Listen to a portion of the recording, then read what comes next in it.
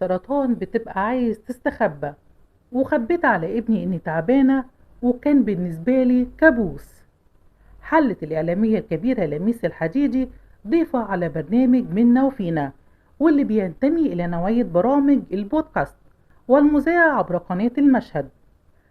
الحياة كلها وجعي. ليه خبيتي مرضك على جمهورك؟ لما بيجيلك كانسر بتستخبي.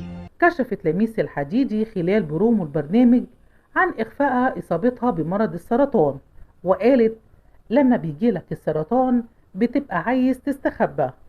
وأشارت لميس الحديدي إلى إنها أخفت مرضها حتى عن ابنها، وإنها تمتلك قدرة على دوس على زرار لتنسى أي شيء تريد نسيانه، بما في ذلك الأشخاص اللي بيضايقوها. حسيت فيه للوجع؟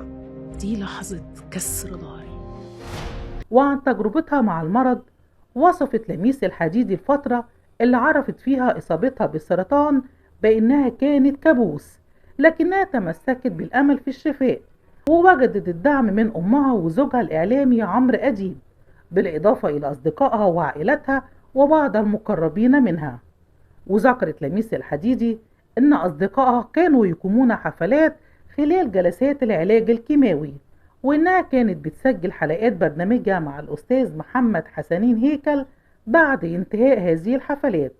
وقالت: صحابي كانوا بيجوا خلال جلسة العلاج يعملوا حفلة، وكنت بخلص الحفلة وسجل حلقة الأستاذ محمد حسنين هيكل. وأكدت إنها ما غابتش ولا يوم عن جمهورها خلال فترة مرضها.